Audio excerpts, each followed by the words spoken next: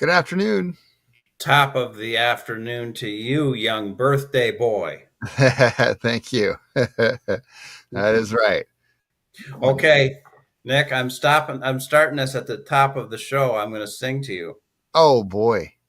Okay. Happy birthday to you. Happy birthday to you. Happy birthday, dear Nick. Happy birthday to you. Thank you. I was, you're welcome. I was going to buy a cupcake and Oh, light a candle yeah. and then blow out the candle and crush it myself, but that's too many carbs. Oh yeah. Yeah. That's okay. I had some birthday cake. We did a little evening celebration last night just because it's a weekend. It's a little bit easier to do stuff. So I got to have my birthday cake last night. What kind I of cake do you like? um I don't like a lot of cakes. I mean, I like I'm picky about cakes I like, but I really love carrot cake. So, Same here. and my wife makes a pretty good carrot cake. Um, Every year, that's my favorite. yeah, yeah. So I get spoiled once in a while with some cool, either just basics, the good old fashioned just carrot cake, or a something unique that's, you know, over the top carrot cake. But otherwise, I like ice cream cakes. Yeah. Yeah, I'm big into those. And we have this thing. I think it's called like nothing bunt cakes or something like that, and it's just bunt Yes, yes, chocolate. yes. And it's a chain, and they're kind of pricey, but they're pretty decent. They're all right. And they have varieties of stuff that I like, the family likes. So we'll get those once in a while, and I can't complain about that kind of cake.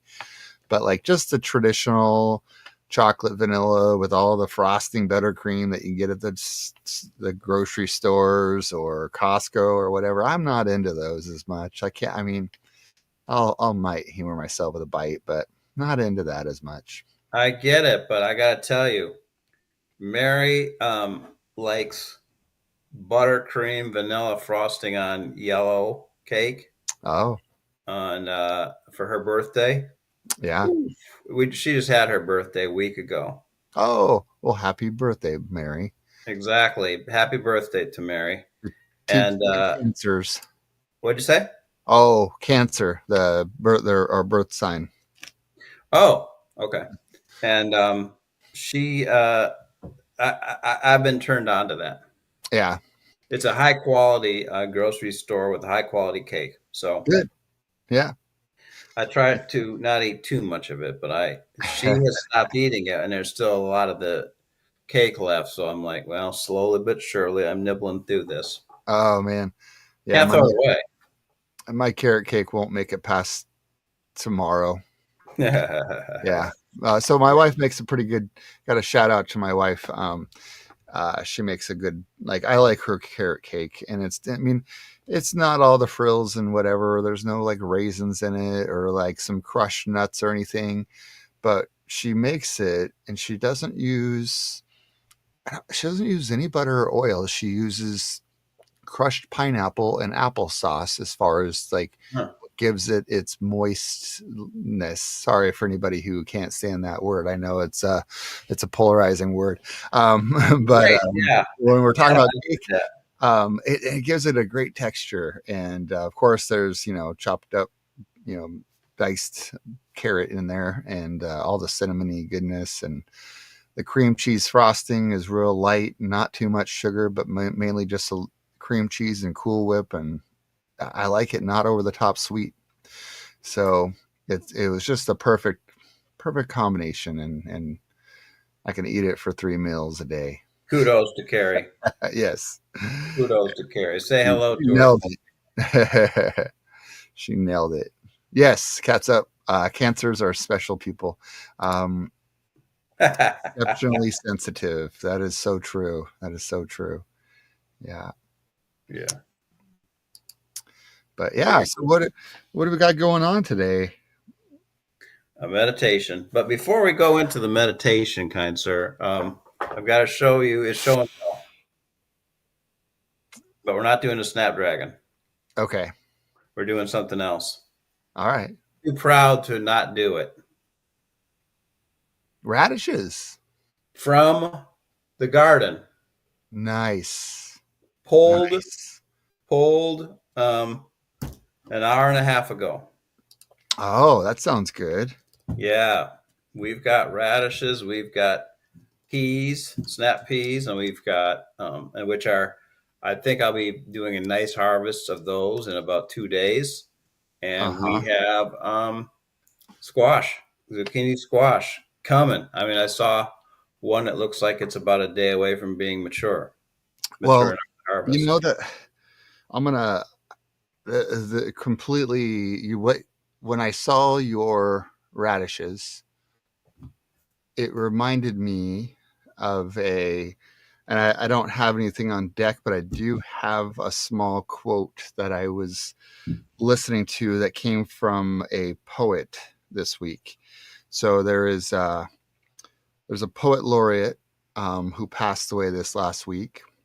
Andrea Gibson. Yes, and I was reading and listening to some of her spoken word, um, and she starts off one of her pretty well, I guess, popular poems or spoken word presentations, and it says, "The nutritionist said I should eat root vegetables.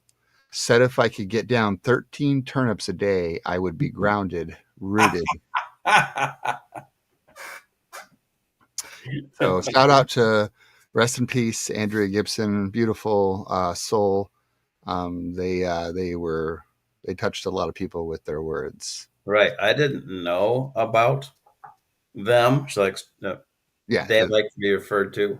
yeah, Uh, uh, I did not know about that poet until after the death, but I read a few poems and she outstanding. yeah, yeah, yeah. I wish I would have. I heard some things, reels, whatever, and I'd seen their work before, but I didn't really. Just one of those things is like, oh, that's interesting. This person's unique and Hmm. has a very you can just a real good vibe, good energy. And so I was like, man. Uh, but then, of course, now that they passed, and it shed some light on the work that they did. I went and I actually ordered a couple of her books of collections, and so You did? I'll add those to mine. Yeah, through their store, um, they had they were all sold out. So I went through Button Poetry, which I think was produced just a bunch of work for her, or collaboration with her or with them. Um, and yeah, Button Poetry had some for sale, so I bought a couple through Button Poetry instead. But yeah, um, I thought about that as far as our upcoming show, but I didn't prepare any material to read from Andrea Gibson in honor of them. But like I Next said, time. that one line, because you showed me today, we're talking, Rashes. in the spirit of combining, right? Yes. We see root vegetables, and then we think of Andrea Gibson and this line: "The nutritionist said I should eat root vegetables. Said if I could get down 13 turnips a day, I would be grounded, rooted." Yeah, love it. I love it. I love it. That's very, very good. And we lost Joanna Macy. Oh, Joanna was an eco activist, a okay. systems theorist, Ah, a Rilke scholar. She was grounded. It's so interesting. Her kind of triangular source was Rilke, the poet, um, systems theory, and Buddhism. And she read a book, very dry. I didn't really love it, on the how systems theory and Buddhism are very similar. Um, she did beautiful workshops, okay. um, around the world. She went to uh, Russia, where they had a nuclear reactor fallout. Oh. You remember that place? They had a Hmm. problem with a nuclear. She went and spoke and spent time, like a 3 day seminar or retreat or something, Uh-huh. with survivors of that. That was one Gotcha. place. She went to India, um, and spent time empowering people, you know, Yeah. and lived to be 93. Wow. Was still active up to 92. Wow. Yeah. That's really Um, cool. are you looking her Yeah. up as we're talking? I did. Yeah. I try not to look too much up and then be While we're on the air. focused over on another screen. Yeah. Chernobyl. Yeah. That's what I was thinking too, is Chernobyl. Chernobyl. Chernobyl. That's it. Yeah. Yeah. Yeah. So she spent time over there with those people and just, got around. Hmm. Bless her soul. Yeah. Um, Wow.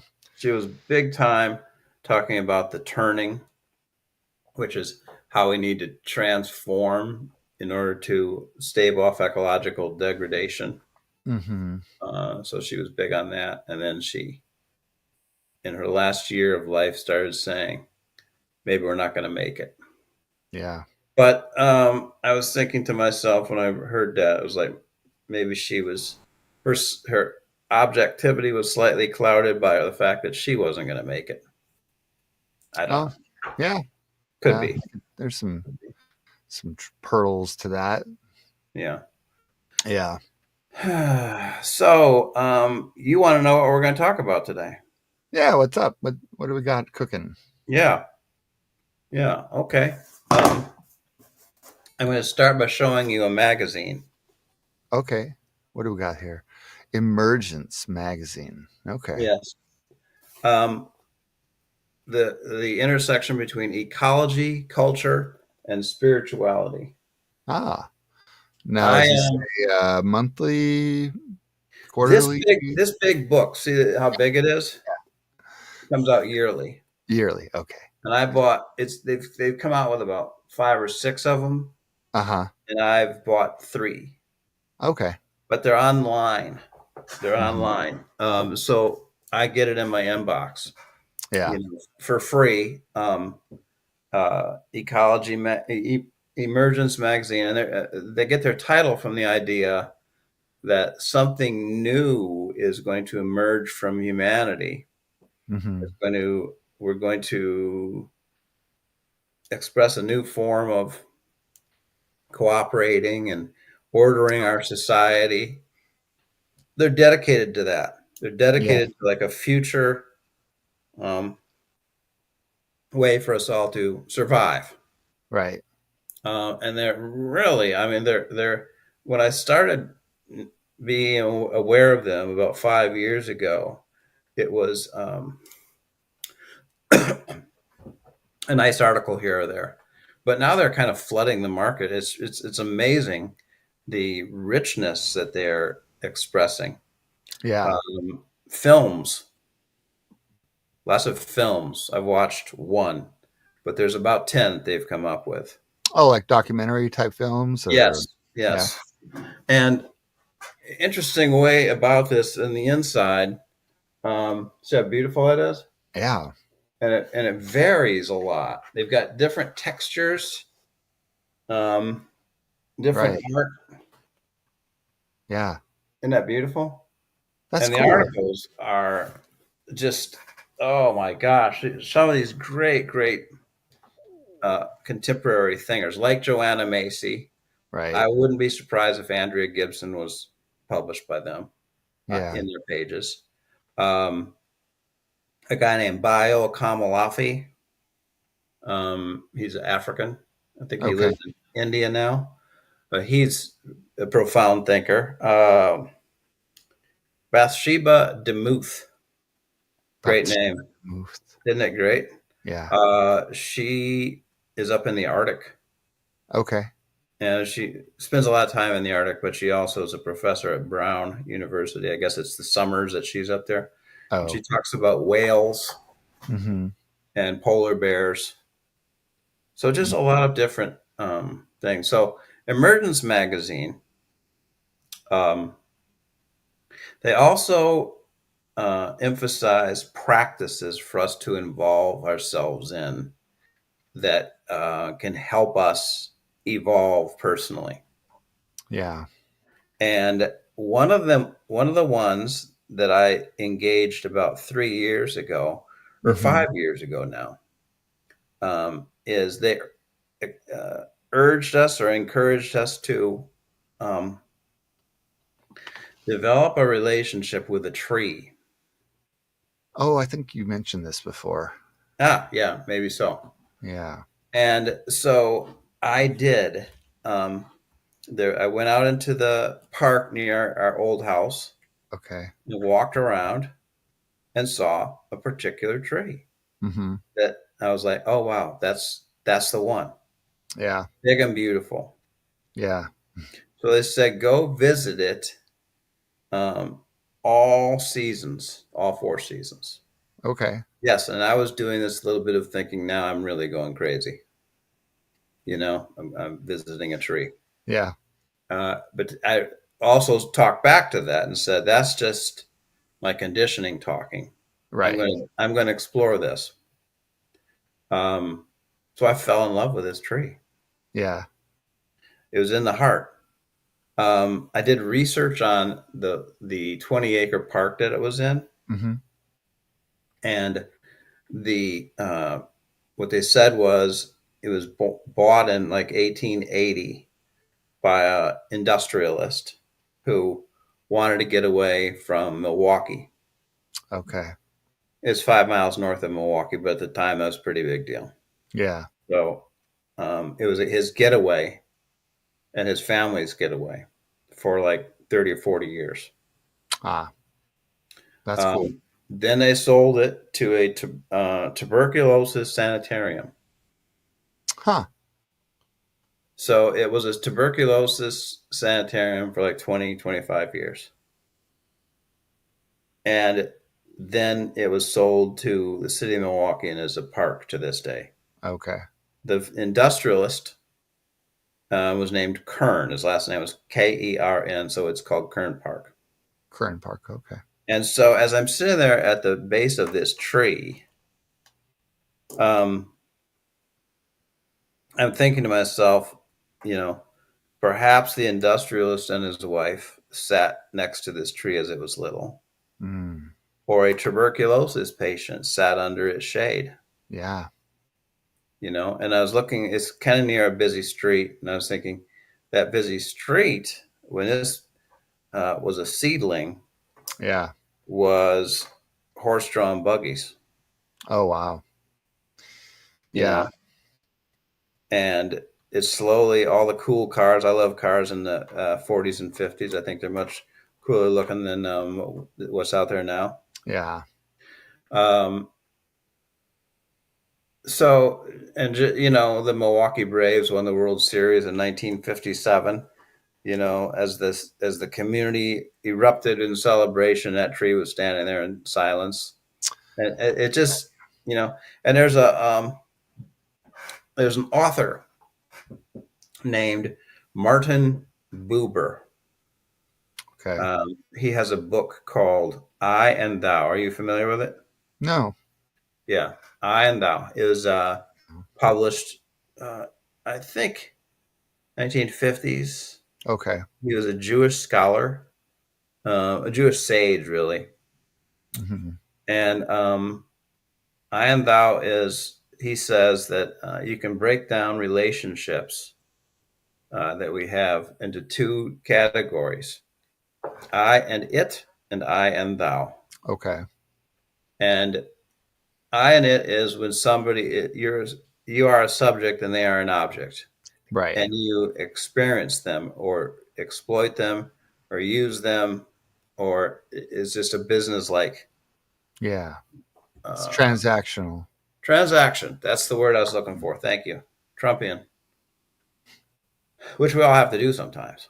Yeah. And I thou is subject subject. It's Ah, an encounter rather than a transaction. right. And so that was a book that impacted me mightily to the point that I'm thinking I need to pull it out again. Yeah. Um, and as I was sitting there with that tree, I was like, this is, don't call me crazy, but this is an I and thou, subject Mhm. to subject experience. Yeah. Yeah. There's some sort of subjectivity coming off of this tree. Not that it's a person, I'm not crazy. Uh, Right. but there's some sort of subjectivity thing. It has a sentience Yeah. that perhaps it's engaging me. So um, we moved away, and I still feel the tug of that particular tree. I tried to find a replacement tree up to where we are now, but I haven't found one yet. Yeah. I see beautiful trees around, but it's just not the same as my tree Yeah. wife. Tree life. That's funny. That's funny. Yeah. so, Well, so yeah, I was thinking, I mean, I mean, so many trees, and yet, um, yeah, I mean, then there's this idea of, and this is probably more into, um, stoicism, right? But this idea of to be a tree, um, to just bear the witness to everything that's the world around you and the things that are shaping, and to absorb all that, right? yeah, Because you talked about some sort of monumental moments and experiences that this tree was there for, but then I'm thinking, what about the the little interactions that, a stranger stopped to help another stranger on the sidewalk during a stroll that tree saw happening right there, or maybe there was um, not to be morbid, but a busy road traffic incident where there was, you know, someone was fatally injured or had, experienced trauma, that it was there to witness or to, yeah. So, squirrels and birds. yeah, absolutely. Hmm. Uh, let's see. Let me see. Oh, okay. We got a comment here from Cats Up. Not sure I know what it is, but I'm going to share it. Um, Yes. Thomas Pynchon book coming in October that takes place in Milwaukee. Okay, so that was back in the organized crime era. Cool. Thank you, hon. Pension wrote Gravity's Rainbow. Gravity's Rainbow. Okay. Yeah, big, big, big famous book. I did not read it. I Okay. did not read it. It's a big famous book. He wrote some other ones, but that's his monumental one. I've never read him, but he's an interesting author Yeah. because he has never like he's never been photographed, and people don't know. You could walk right past him and not know that it's him. It's Yeah, funny. he, So he, so he has a book, and it's kind of covers some time in the era of organized crime. So maybe this tree out on this road yeah, witnessed some shady dealings in yeah. the organized crime era of Milwaukee. Yeah. So I'm thinking about this in context. Okay. Nora Bateson's favorite word um, of our current situation. We have, and I'm going to introduce two meditation practices for us today. Okay. But we have, I don't know about you, but I'm hearing more and more about this phrase techno feudalism. Yeah. Yeah, this You guy mentioned that Kurt. previous two of our meetings ago. Yeah, did we? We talked about it. Yeah. Uh, this guy Curtis somebody Slotkin, I can't remember his name. Uh, is like a guru to a lot of tech bros. Yeah. Plus, there is Peter Thiel, who's the Right. CEO of Palantir, um, who's trying to activate what Curtis's vision is, which Yeah. is that we will be fully surveilled at all times. Right. Our activities, our preferences, our language, you know, Yeah. um, our purchases, and then on according to whether or not we're behaving well according to their point of view, Hmm. we're either promoted in the power structure of the world or marginalized. Yeah. Very cold. It's and they're using AI more and more. AI is in 3 years, they say, going to be more powerful, Oh yeah. more intelligent than all of the intelligence of the human race combined. Yeah. That's crazy. Yeah, and it will need more and more energy. Oh yeah. The amount of energy the AI right now, it's insane.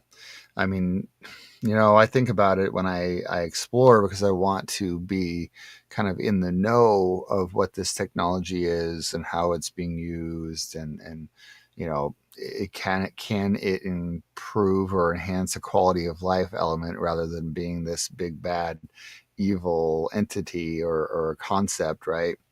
But then there's this part of me that thinks, oh, I want it to create a cute, fun name for my uh, this cornhole tournament. So, what's a good team name that fits some sort of theme or whatever, right? Like, as I'm plugging this in and I'm going, damn, how much energy did my little query cost? Like, what was the impact on globally with the amount of energy AI had to use to feed all their algorithms, to feed their concepts, to take my prompt and my tweaks to the prompt and all that work? What was the cost for something That's a so really trivial? good. For something so trivial and insignificant? Yeah, Yeah, yeah. The amount of water that it needs yeah, is unbelievable. Well, so in the midst of this troubling stuff, right. techno feudalism, tech bros, Palantir, surveillance, all this stuff, I'm thinking, how do we counter it? And Mm, yeah, in my repertoire of thoughts and sources, Emergence Magazine popped up. okay. About what are they talking about lately? Because ecology, culture, and spirituality, they're dedicated to the emergence of a new and better and more wholesome way of living and interacting. Mm. So I looked them up, and they have a publication for the summer of meditations. Oh, cool. Okay. Yes, Through it's from emergence. yes, and it's in the spirit of the beautiful meditation that they guided me to do. Hmm. You know, so we're going to do that today. All right. Now that we're half an hour into the show, Yeah, that's all right. that's just kind of our pace, isn't it? Yeah. Yeah. All right. So, with that as introduction, um, are you ready? Yeah. Cats up. Are you ready? And we've got another person online here. We had 71 people view our last show. Oh, fantastic. Yeah, isn't it? Yeah. Um, all right. So we'll do this meditation and I will read it to you. But Okay. before we do, I just invite all of you to just sort of put your hand over your heart for 20 seconds Mm. and just do some breathing. You don't need me to guide you, but just do some breathing into kind of getting centered in your heart.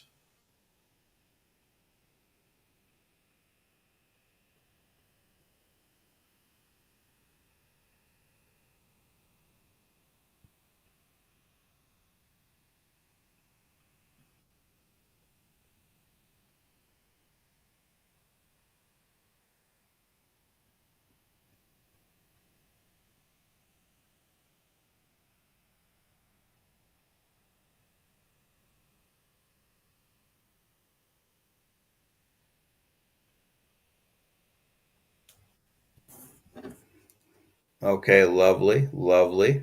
And now I will read this to you. It's the first one. It's called kinship time. We are accustomed to thinking of time as the ticking of the clock, a repeating round of numbers and measurements. But time is also made up of relationships, experienced as cycles and rhythms, woven from a matrix of ecological processes interacting in continuous collaboration. A matrix of ecological processes interacting in continuous collaboration. Modern technology has subdued our instinct to create time together with the earth. Yet, our bodies are built to be in conversation with our ecosystem, responding to the world around us via internal clocks. When we attune to the pulses within and around us, time can become an experience of kinship. Find a place to sit in an outdoor space, somewhere where you can encounter the elements and the more than human community. Start by awakening your senses to the sounds, smells, and movements around you. Notice the quality of light, the temperature, the presence or absence of moisture, the opening or closing of flowers, preterally arrivals and departures, the cues in the landscape that shape a sense of time. As you continue to sit, notice how these cues shift, evolve, or disappear. Consider how they might change over the course of a season or a year. When will certain plants emerge? Will the fragrance of this place change? The sunlight? The colors? Focus on a being who shares your habitat, perhaps a plant in your garden, the river that runs through your town, a songbird that frequents your street. Consider how this being might sense time as they interact with the cues you noticed. Hmm. Do they engage with the presence of other creatures? Respond to shifts in the light? Attune to the changing state of a plant as it blossoms and fruits? Repeat with other creatures in your ecological community. Spend a day without looking at a single clock. Without minutes and hours, what do you listen and look for to generate a sense of time? Perhaps the fluctuations in light, the waking vocalizations of your family, the smell of dew on a plant, or the presence of another animal's song. How are the rhythms of your day composed in relationship with other living things? How do you feel your sense of time fitting into cycles that exist in the larger ecology of time?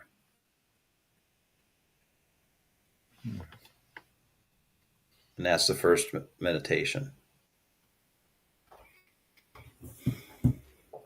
Mm-hmm. That's beautiful. Did you think so? Yeah. Yeah. I kind of had one of these weekend nights a couple nights ago. I just went around my yard and kind of just went through a little bit of that process. Um,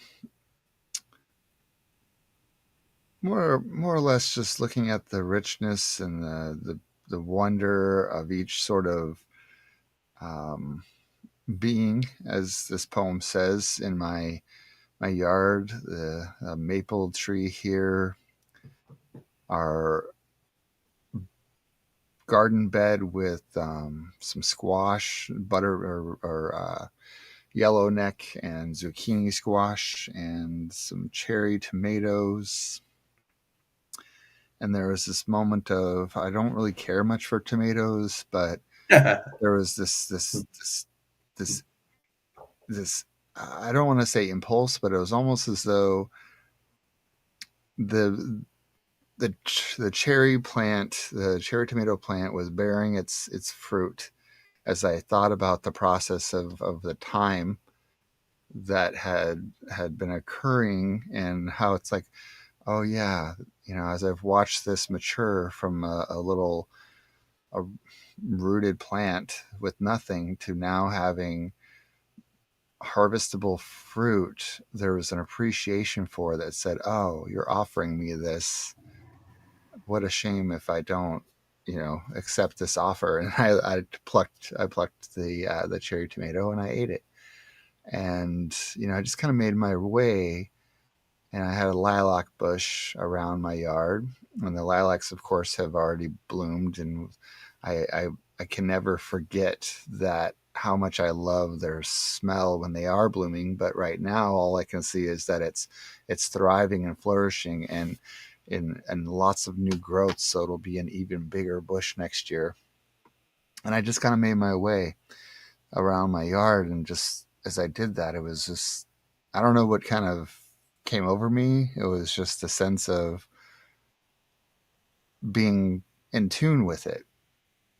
And this meditation Beautiful. brought me back to that. And I thought about them because we have a little bit of like a water retention area, but it's full of reeds, and we have like a bunch of little frogs. So in May, oh, I'm sorry, in a- April-ish, we have the frog mating season, and it's just a beautiful sound and cadence of frogs all night, all day Yeah, long. And then now we're starting to see the little baby frogs around our rock bed with our garden areas, and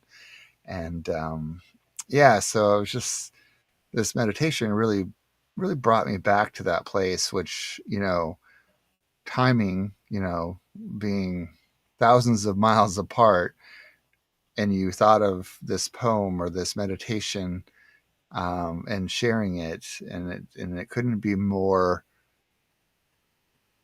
like spot on to what I had that's marvelous. a couple days ago. So yeah, That's marvelous. interesting.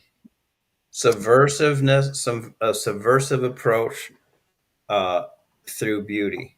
Yeah, yeah. Yeah, and I the just got real beauty that's existing out there. right. I just got some new rocking chairs. I was kind of a I got them ordered them a while ago, but I put them together so I was able to enjoy them. So I called that my birthday present to myself. Um, so I put them together, and I got some nice rocking chairs to sit out there and just enjoy and you know That's relax beautiful. and take it all in. So yeah, I love that. Beautiful. And Music. those of you watching now or through the next 2 weeks, you're invited to take this meditation that I've read, um, and take it outside and Yeah, sit down with it and listen to it. Or you can look up Emergence Magazine meditation called Kinship Time. That's what this kinship time. is called, Kinship Time. So, a way of looking at time that's a little different from, the clock.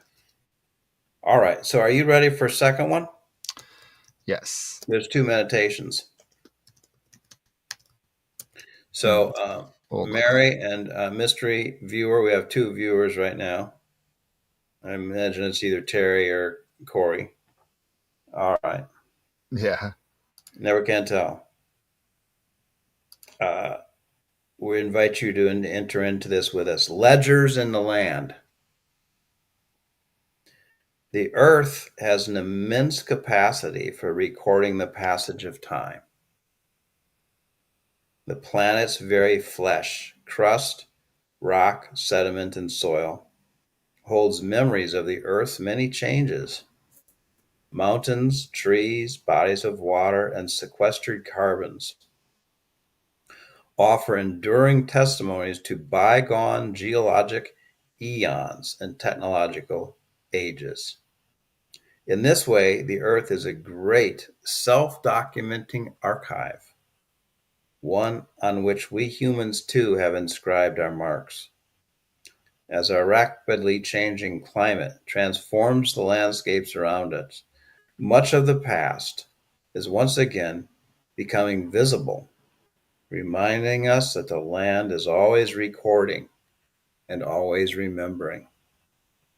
Starting as far back as possible, learn how the landscape you inhabit came to its current formation,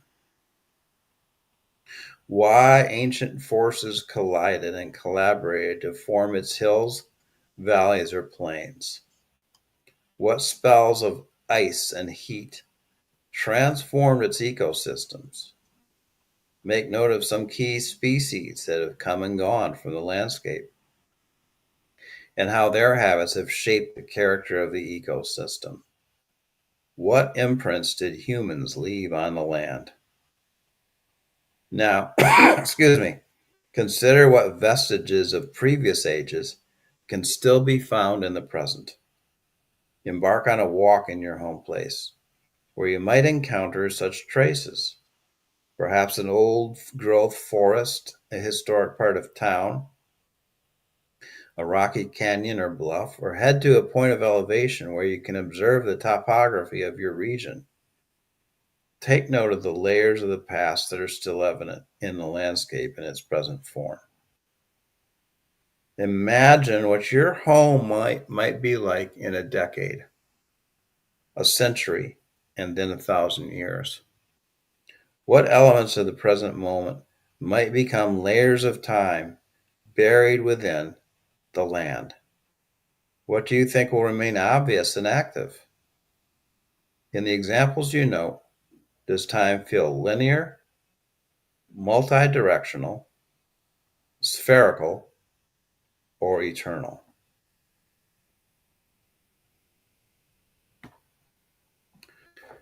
So that one has homework, but looking up, the past, etc., the geological history of your region. I think there's actually apps that you can look Yeah. at that'll tell you that sort of thing.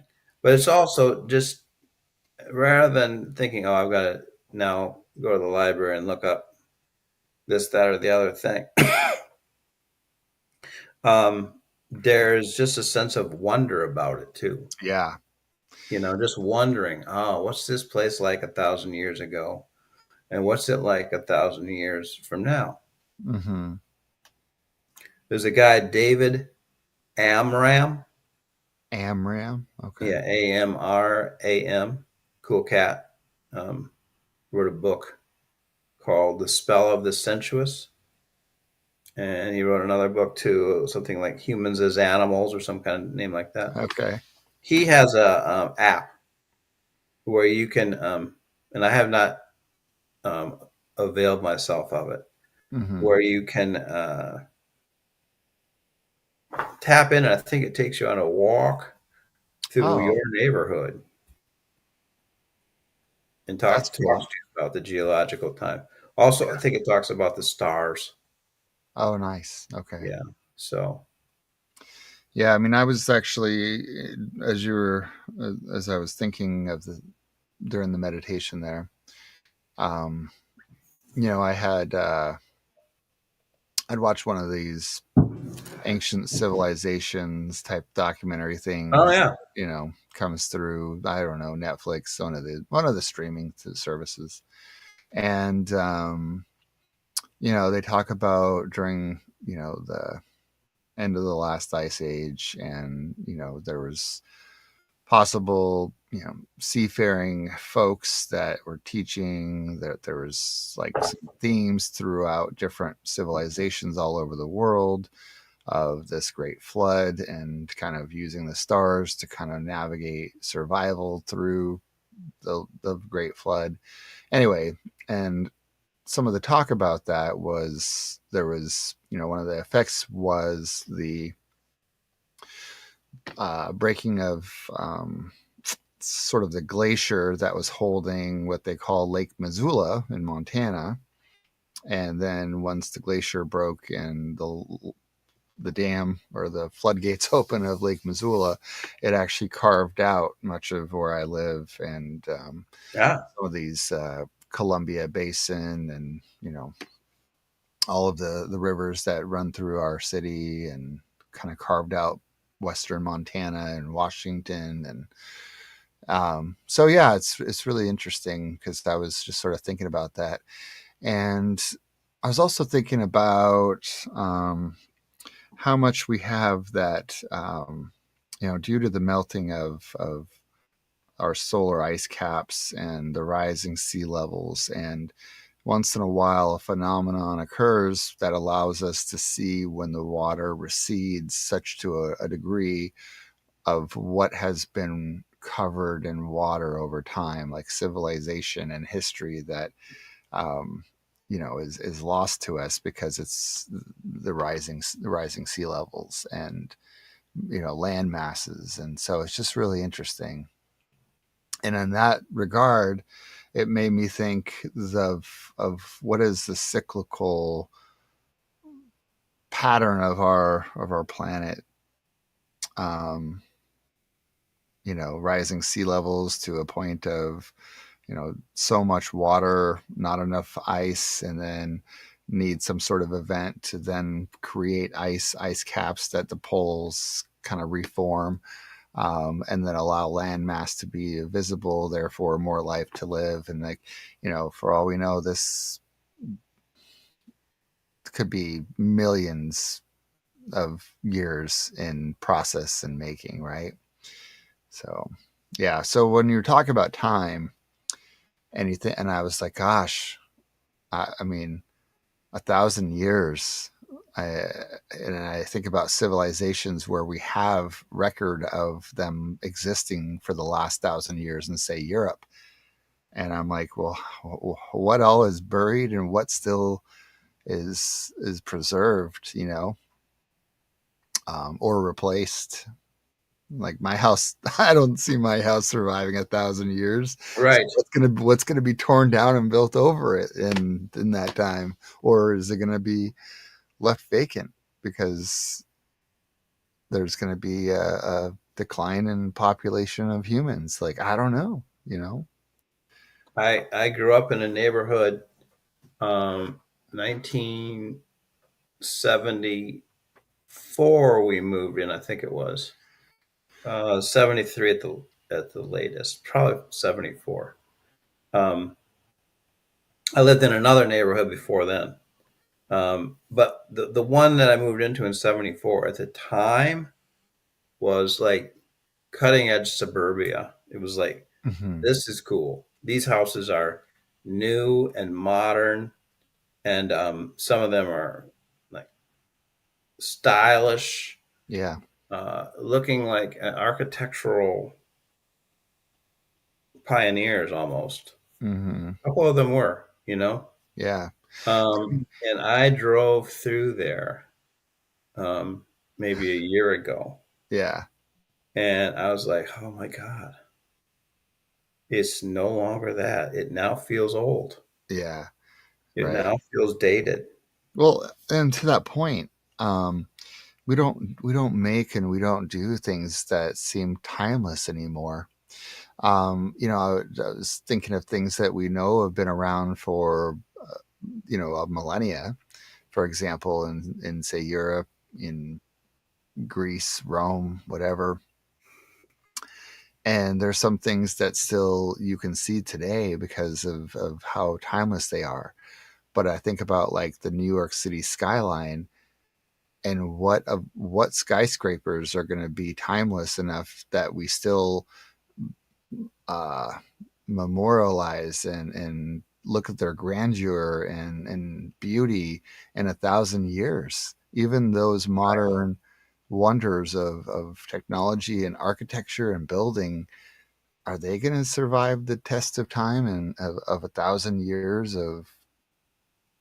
from now. Like it's wild to think about. Right. So yeah, Certainly, probably not. I mean, it makes me think of the Planet of the Apes.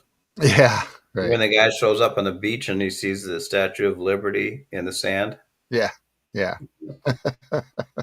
yeah, Well, so kinship time yeah. and ledger of the earth. Ledger of the Earth. Okay, A so the pair of first Kinship Time in Emergence magazine. Okay, and then the other one you said was Ledger of the Earth. ledger. Let me get the exact title here. Kinship time and ledgers in the land. Ledgers in the Land. Got it. Really beautiful art. Let me see if I can hold this up here. Oh yeah. Isn't that nice? Oh See the people. See the people right. and the flower. Yeah. Yeah, I love that. Um, as antidotes to the madness of our time. Right. The imperialistic um, aspirations of Peter Thiel,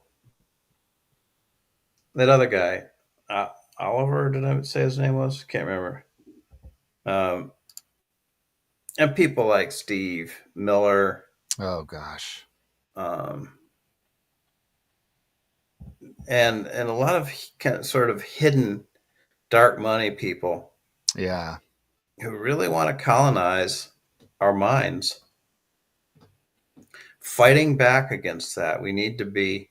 I read something in. It's amazing how you learn something. Like I learned this in like 1985, so that's 40 years ago, um, and it now comes into play. Carl Jung, Hmm. what's the name of that book? Man's Symbols, something like that. He said we need to be as organized mentally, spiritually, psychologically, individually, and collectively, as are the forces which want to destroy us. Oh yeah. I think he wrote that during the Nazi fascism Yeah. um, era. And I Hmm. thought, yeah, here I am 40 years ago, 40 years later, still quoting it. Right. Um, I didn't think about it for 30 years, um, but it's. I think it's very, very pertinent and relevant now. Yeah. I think that there truly is a very serious and purposeful mission by the people that I've mentioned and a cadre of tech bros and billionaires Hmm. to I think they don't mind if millions of us die. Yeah.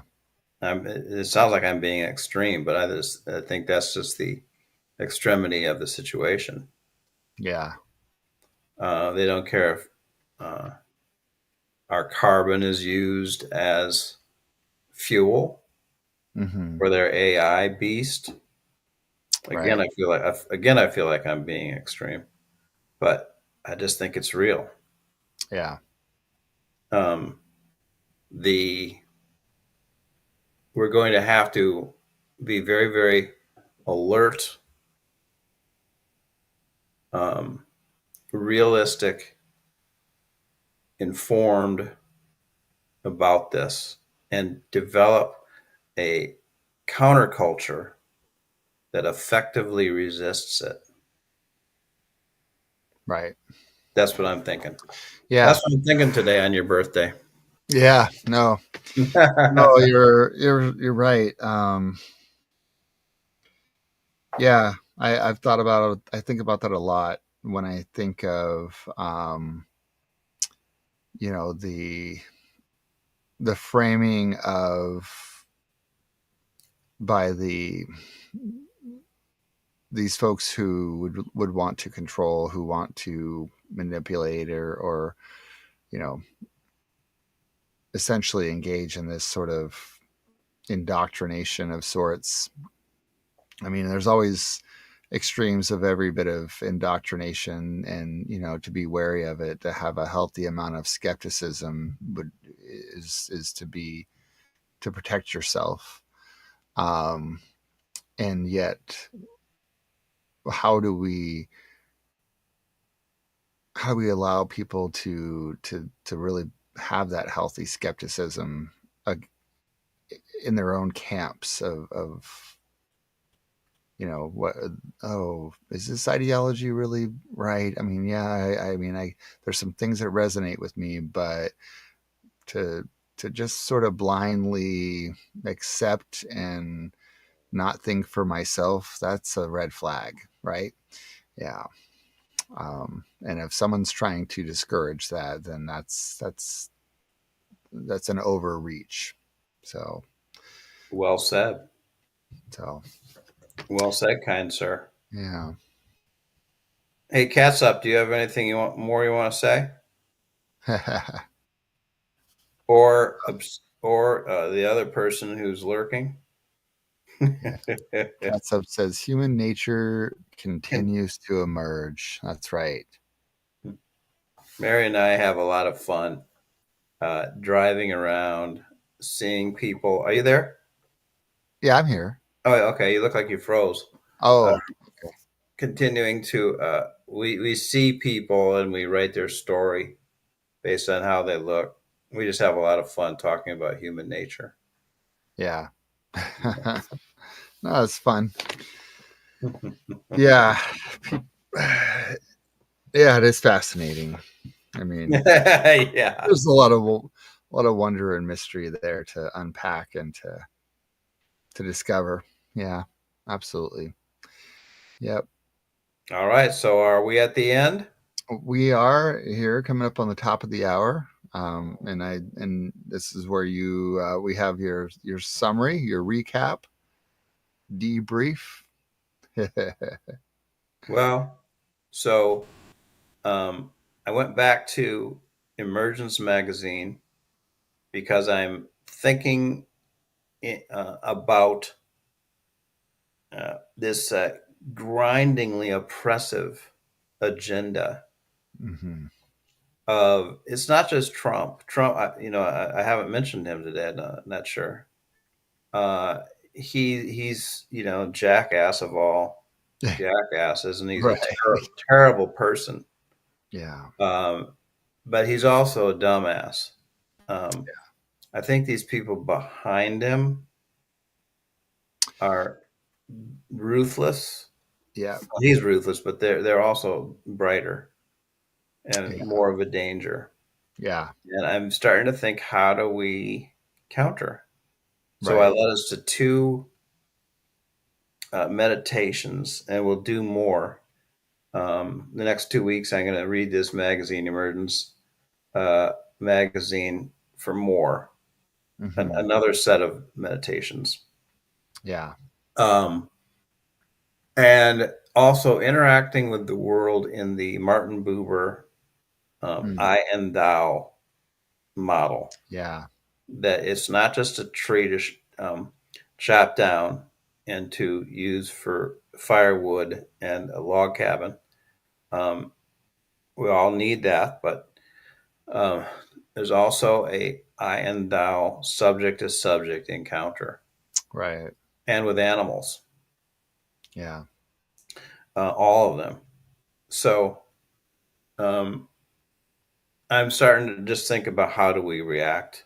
How do Hmm. we, who do we become? Who do we be to counter this this malignant movement? Right. And we did these meditations. Yeah. No, Do you have I like do you have it. a summary you'd like to offer? No, not, I mean, not in particular. Yeah. But I think just, you know, I guess the thought of, whether coincidence, correlation, Um, I think generally people, there's a need to begin or to cultivate an awareness, and it starts with just noticing, paying attention, noticing the inner relationship or interconnectedness of things. Um, and I think that just sort of breeds so much more with free thinking and questioning and healthy skepticism. It's just to don't stop noticing, questioning, challenging your own, beliefs, theories, thoughts, biases, whatever, and exploring that. Um, and so, as I think about where I am in my phase of life right now, and it's no coincidence that you know our weekly podcast comes together and you shed some light on things that just sort of kind of nurture that spirit of it. And Yeah, that's so great. everything happens for a reason, and just follow those threads that when they come your way, and Yeah, explore them. So beautiful, yeah. beautiful, beautiful. Hey, by the way, oh, here he is. Just a second here. We've got a visitor. You got another viewer? Yeah. Well, hello. That's Sweet. Henry. I don't know how he got in. Henry. Thanks I for closed visiting, the door Henry. an hour ago and apparently got him in here. Nice. Sweet. Very cute. All right. All right. Well, viewers, thank you for viewing. Yes. Thank you, everybody. And Subscribe, please, like, yes, check us and out. please like and subscribe and share. Yes. We Yeah. appreciate you. Peace. Yes. Peace. Thank you.